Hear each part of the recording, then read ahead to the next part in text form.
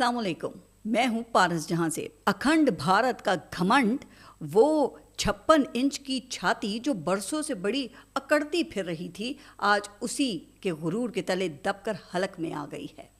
अब यहाँ से ये घमंड कहाँ जाएगा ये कहना काबिल इस वक्त है, मगर एक बात तो तय है कि ये इतनी जल्दी वापस सर पर नहीं समाएगा, क्योंकि शर्मिंदगी का सिंदूर तो सिर्फ माथे पर ही सजता है। Fighter jets, brigade headquarters, मुतादिद drones और कई चेक पोस्ट, सब कुछ जलकर राख हो गया।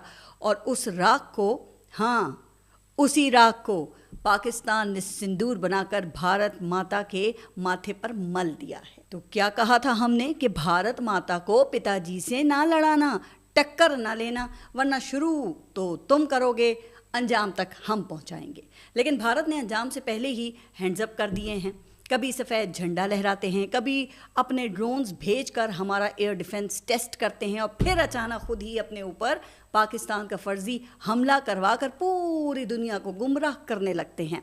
तो फिक्र ना करो, हमला तो होगा, वो तो कर्ज है जिसे बख्शिश समेत वापस लौटाएंगे। लेकिन क्या करें, जिन लोगों को ढीठपन का बुखार हो ना, वो पैनाडॉल से नहीं जाता, और अखंड भारत का गुरूर हो तो वो जिल्लत का सिंदूर मिले बगैर नहीं उतरता। और वो पहले ही दिन मिल गया जब 3 राफेल, 1 मिग, 1 सुखोई और 1 कॉम्बैट ड्रोन समेत मुतादिद चेक पोस्ट तबाह बर्बाद होकर रह गई। सिर्फ फाइटर जेट्स की मद में भारत ने $1 अरब का नुकसान उठाया है, मगर ढिठाई है भारत की के कम होने का नाम नहीं ले रही। फ्रांस की कंपनी ने मान लिया है कि पहली बार राफेल किसी मैदान जंग में गिराया गया है, जिसे पाकिस्तान के J-10C तैयारे ने गिराया है। अब इसी वजह से जो राफेल कंपनी है उसकी कीमत भी गिर गई है। मगर भारत की ज़रा बेशर्मी और ढिठाई तो देखिए कि उल्टा पाकिस्तान की जेट गिराने का दावा कर रहा है। चलें अब आपको एक मज़े की बात सुनाती हूँ। वो भारत के ये इसी गोदी मीडिया के बारे में ही है। भारतीय मीडिया को यूं ही आखिर कोई गोदी मीडिया का लक़ब तो नहीं मिल गया ना, बल्कि ये तो अब पूरे हिंदुस्तान की जनता के लिए एक नशा बन चुका है। ऐसा नशा जो ना सिर्फ फेक न्यूज़ का इंजेक्शन देता है, बल्कि उसे सच समझने पर मजबूर भी कर देता है। अब ज़रा सुने, कल रात इन्होंने कौन सी नई फिल्म चलाई। हाँ, एक्शन, थ्रिल और फैंटेसी से भरपूर पूरे भारतीय मीडिया ने भाई लाहौर फतह करवा दिया, कराची पोर्ट को नेस्तो नाबूद करवा दिया। और मज़े की बात कि एक पाकिस्तानी F-16 गिराकर उसका पायलट भी पकड़ लिया। और ख्वाब को हकीकत बनाने में गोदी मीडिया इस हद तक आगे चला गया कि DGISPR की AI जनरेटेड वीडियो बनाकर उनकी ज़बान में इस सब की तस्दीक भी कर दी गई।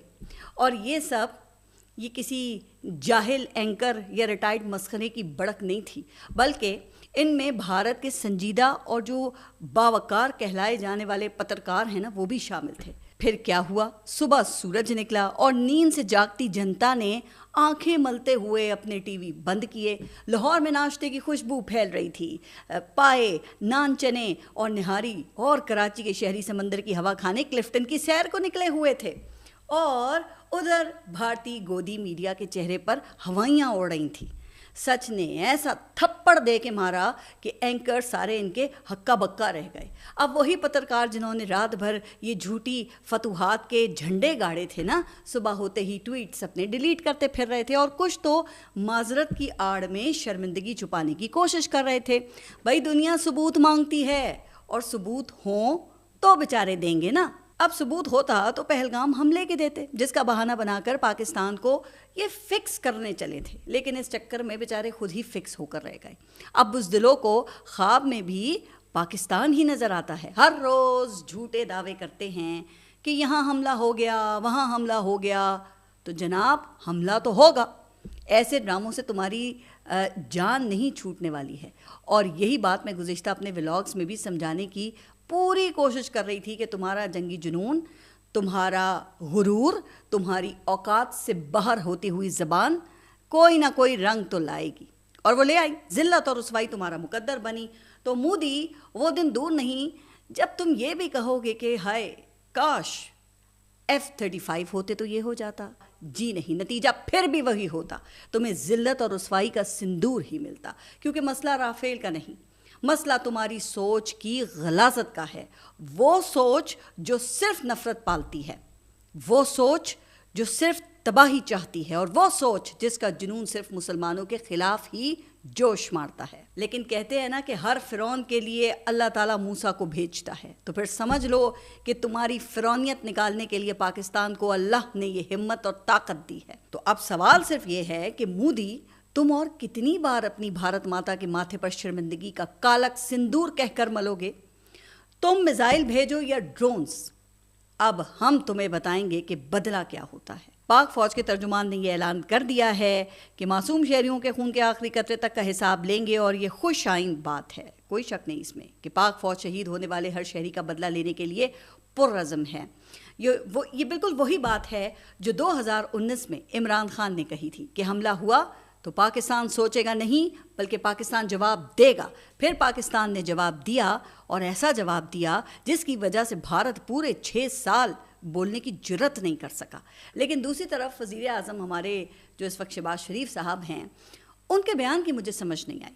وزیر اعظم نے کہا کہ ہم بھارت کے 10 جہاز گرا سکتے تھے، لیکن احتیاط کی اور صرف 5 گرائے۔ ایک طرف دشمن ہمارے معصوم شہریوں پر حملہ آور ہے، پہلے 31 معصوموں کی جان لی، پھر یہ 3 معصوم شہری جو ہیں وہ ڈرون حملوں میں شہید ہوئے۔ ہر روز بھارت کی طرف سے ایک نیا ڈرامہ سامنے آتا ہے، جس کا مقصد تو پھر یہی ہے نا کہ وہ پاکستان کو نقصان پہنچانا چاہتا ہے۔ تو ایسے میں وزیر اعظم شہباز شریف کا یہ بیان، تو کوئی وزیر اعظم سے پوچھے نا کہ ایسی باتوں سے آخر وہ ثابت کیا کرنا چاہتے ہیں؟ کیا وہ قاتل مودی کو خوش کر کے امن حاصل کرنا چاہتے ہیں، اور یہ جانتے ہوئے کہ یہ لاتوں کے بھوت باتوں سے نہیں مانتے؟ لیکن شاید وزیر اعظم بھی عمران خان کی نقل کرنا چاہتے ہیں۔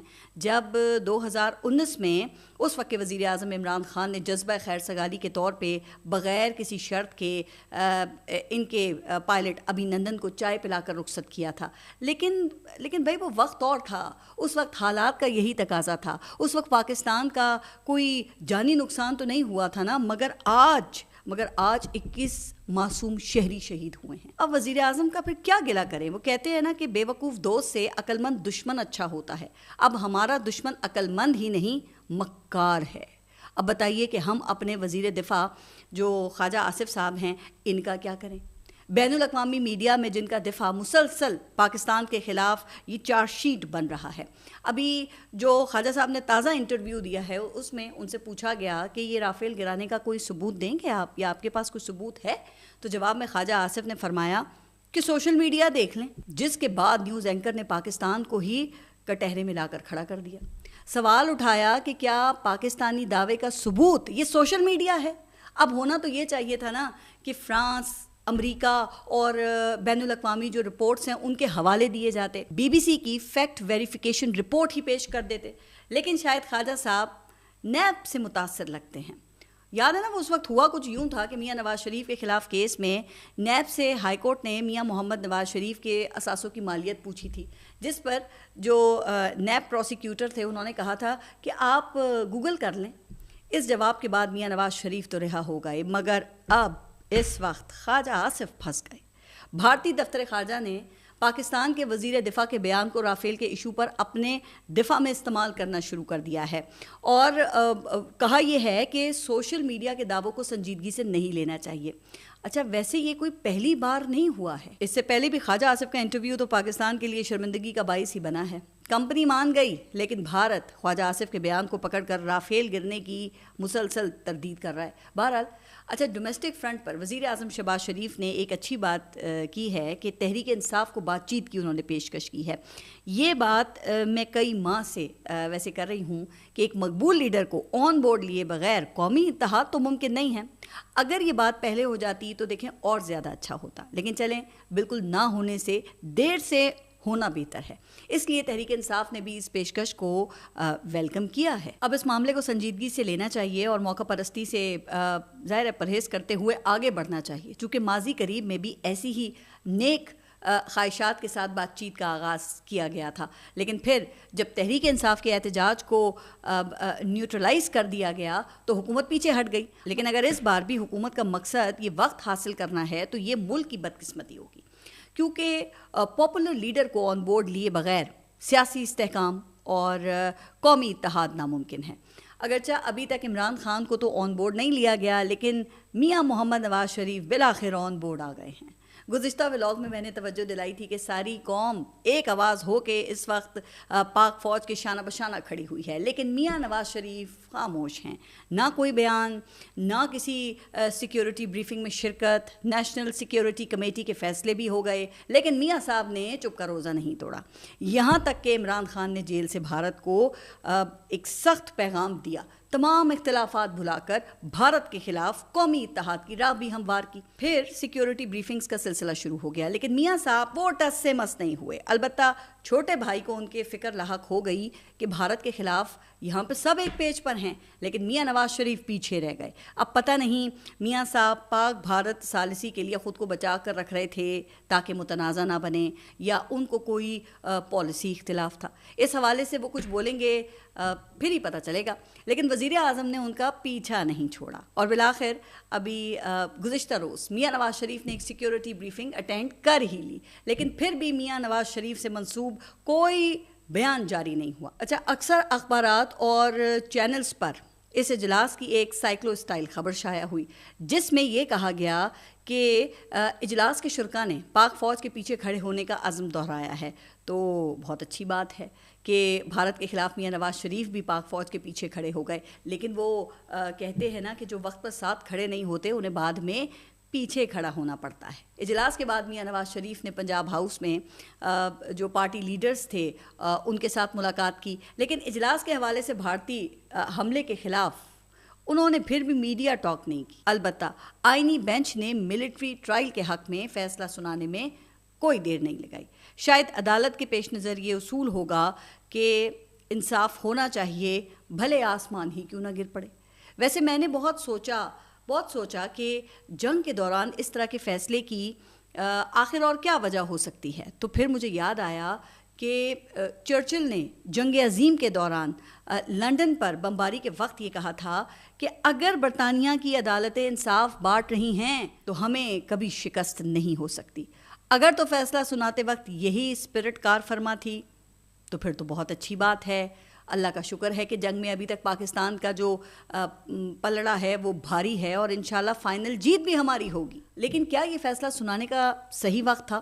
تو اس کا جواب ہے کہ بالکل نہیں، کیونکہ اس کیس کے تمام فریق یکسو ہو کر پاک فوج کے اس وقت ساتھ کھڑے ہوئے تھے۔ آپ دیکھیں کہ اس فیصلے کی اب ایک فریق تو فوج ہے اور دوسری پاکستان تحریک انصاف ہے، جن میں سے فیصلہ ایک کے حق میں اور ظاہر ہے کہ دوسرے کے خلاف آیا ہے۔ کیا ہی اچھا ہوتا اگر یہی فیصلہ کچھ دنوں کے بعد سنا دیا جاتا، تاکہ تفریق کا کوئی بھی پہلو اس وقت میں نہ نکل سکے۔ چونکہ فیصلہ آ گیا ہے اور اس کو ظاہر ہے آئینی طور پہ اس کو ماننا لازم ہے، لیکن اس سے اختلاف کرنا بھی قانونی حق ہے۔ اور ایک جو اس وقت اعتراض ہے بڑا، وہ اس کی ٹائمنگ کے حوالے سے ہے۔ دوسرا بڑا اعتراض جو ہے وہ بینچ کی کمپوزیشن کا ہے۔ اگر فیصلہ میرٹ پر بھی دیا گیا ہے، دیکھیں تو بھی یہ بات کہی جا رہی ہے کہ یہ کیس دونوں فریقوں کو قریب لانے کے بجائے مزید دور کرنے کا پوٹینشل رکھتا ہے۔ اگر فیصلے کی بات کریں تو اس فیصلے میں پھر 3 بنیادی باتیں ہیں۔ نمبر 1 یہ کہ سویلینز کا ملٹری ٹرائل آئینی ہے۔ نمبر 2 آرمی ایکٹ کی کلعدم شک 2(1)D کو بحال کر دیا گیا ہے، پھر جس کے تحت مخصوص حالات میں سویلینز کے ملٹری ٹرائل کی اجازت دے دی گئی ہے۔ پھر نمبر 3 وہ یہ کہ ملٹری ٹرائل کے ملزمان کو اس حد تک ریلیف دیا جائے گا کہ وہ کورٹ مارشل کے خلاف ہائی کورٹ میں اپیل کر سکتے ہیں، لیکن یہ جو ریلیف ہے یہ اسی وقت ملے گا جب آرمی ایکٹ میں ترمیم کے ذریعے یہ شک شامل کی جائے گی، پھر جس کے لیے پارلیمنٹ کو 45 یعنی 45 ڈیز کا وقت دیا گیا ہے۔ اچھا، اب اگر پارلیمنٹ کہے کہ لیجسلیشن کرنا ہمارا کام ہے اور کوئی دوسرا ادارہ جو ہے وہ ہمیں ڈکٹیٹ نہیں کر سکتا، تو بتائیے پھر آئینی بینچ کیا کرے گا؟ اب بال جو ہے وہ حکومت کی کورٹ میں چلی گئی ہے کہ آیا وہ آرمی ایکٹ سے سزا پانے والے 85 جو پاکستان تحریک انصاف کے یہ کارکنان ہیں ان کو ہائی کورٹ میں اپیل کا حق دے گی، اور اگر نہیں دیتی ہے تو 2 سے 10 سال تک سزا پانے والے ان کارکنان کو مزید جیل میں رہنا پڑے گا۔ تو اس فیصلے پہ ضرور عمل درآمد ہونا چاہیے. ویسے تو عمل درآمد تو وہ جو 90 دن میں الیکشن کروانے کا فیصلہ تھا اس پر بھی ہونا چاہیے تھا مگر نہیں ہوا. پھر خصوصی نشستیں جو دی گئی تھیں پاکستان تحریک انصاف کو اس فیصلے کے اوپر بھی عمل درآمد ہونا چاہیے تھا لیکن نہیں ہوا تھا. اچھا اب انٹرسٹنگ بات یہ ہے کہ آئینی بینچ میں شامل جن 2 ججز نے یہ سویلینز کے ملٹری ٹرائل کے فیصلے سے اختلاف کیا ہے نا، ان میں سے ایک معزز جج نے حال ہی میں جو اعجاز چوہدری صاحب کی ضمانت والا کیس تھا اس میں یہ کہا تھا کہ بس کر دو، مزید کتنا گھسیٹنا ہے. آج اب چونکہ 9 مئی ہے جس کے کیسز 2 سال سے لٹکائے جا رہے ہیں، تو میں نے آپ کو اپنے گزشتہ ولاگ میں بھی یہ بتایا تھا کہ پنجاب حکومت نے یہ کوئی 36,000 پاکستان تحریک انصاف کے جو کارکنان ہیں ان پہ مقدمات بنائے ہیں اور ان میں سے 12,000 جو ہیں وہ اس وقت گرفتار ہیں، باقیوں کو تو مفرور ڈکلیئر کیا ہوا ہے. انسداد دہشت گردی کے مقدمات قائم ہیں جو 2 سال میں بھی ابھی تک تو مکمل نہیں ہو سکے ہیں. اگر ٹرائل چلتے تو جس نوعیت کے مقدمات ہیں یہ بھی کہا جاتا ہے کہ ہو سکتا تھا کہ ان میں سے زیادہ تر لوگ جو ہیں وہ باہر آ چکے ہوتے. اب اگر کسی حکومتی ٹولے کی یہ خواہش ہے کہ عدالتی فیصلے سے عمران خان کے ملٹری ٹرائل کا راستہ کھلا ہے، یا اگر کوئی یہ سمجھتا ہے کہ اس سے ڈر کر عمران خان کو کسی سمجھوتے پر آمادہ کیا جا سکتا ہے، تو پھر یہ لگتا ہے کہ اس کی بھول ہے یا بھول کہی جا سکتی ہے. کیونکہ سمجھوتا کرنا ہوتا تو پھر شاید وہ 26 نومبر کو ہی کر لیا جاتا. جب یاد ہے کہ علی امین گنڈا پور نے کہا تھا کہ 90% کام ہو چکا ہے، لیکن پھر عمران خان نے سب کچھ ویٹو کر دیا چونکہ وہ اپنے اصولی موقف سے پیچھے ہٹنے پر راضی نہیں ہوئے. لیکن جناب اس وقت تو ضرورت آپ کو پتہ ہے قومی اتحاد کی ہے، جس کے لیے عمران خان نے جیل سے پیغام دیا کہ ان کے جو اکاؤنٹس ہیں وہاں سے کسی بھی ولاگر کی پروموشن نہیں ہوگی. اور پھر علیمہ خان نے بھی یہ کہا کہ ان کے ایکس اکاؤنٹ کو مس یوز نہیں ہونے دیں گے. تو یہ تو پھر اعتماد سازی کی طرف ایک اہم قدم ہے. لیکن کیا وزیر اعظم شہباز شریف اس کا مثبت جواب دیں گے یا پھر گیم آف تھرونز ہی کھیلتے رہیں گے؟ یہ بات تو کوئی اب سیکرٹ نہیں ہے نا کہ عمران خان اور اسٹیبلشمنٹ کی دوریاں شہباز شریف حکومت کے تسلسل کی ضمانت ہیں، جس کو قائم رکھنے کے لیے 9 مئی واقعات اس وقت سب سے بڑا ٹول ہیں. لیکن عوام کی اکثریت الیکشن میں اس بیانیے کو رد کر چکی ہے. اس میں تو کوئی شک نہیں ہے کہ 9 مئی کو جو کچھ ہوا وہ حد سے تجاوز اور غیر ضروری تھا. اور کہنے والے دیکھیں پھر یہ بات بھی کرتے ہیں نا کہ وہ ایک ارریشنل ریاکشن تو ہو سکتا ہے لیکن ملک پر حملہ نہیں. ملک پر حملہ یہ 7 مئی کو میزائلوں اور 8 مئی کو ڈرونز کے ذریعے بھارت نے کیا ہے. اس میں تو پھر کسی کو بھی کوئی شک نہیں ہے. لیکن 9 مئی کے معاملے پر ایسا اتفاق نہیں ہے. لوگوں کی اکثریت نے 9 مئی کا بیانیہ جو ہے اسے مسترد کیا ہے. اس لیے پھر آواز خلق کو نکارہ خدا سمجھنا چاہیے. تو پھر کیا حرج ہے اور کیا یہ اچھا نہیں ہے کہ قومی مفاد میں 9 مئی کا چیپٹر کلوز کر کے 7 مئی جیسے حملوں کے خلاف سب ایک ہو جائیں؟ اب یہ کیسے ہوگا؟ زیادہ دور نہ جائیں، صرف یہ جو سپریم کورٹ کے ایک معزز جج کی بات ہے اسی پہ غور کر لیں کہ بس کر دو اور کتنا گھسیٹنا ہے. آپ سب اپنا بہت خیال رکھیے اور اگلے ولاگ تک کے لیے اللہ حافظ.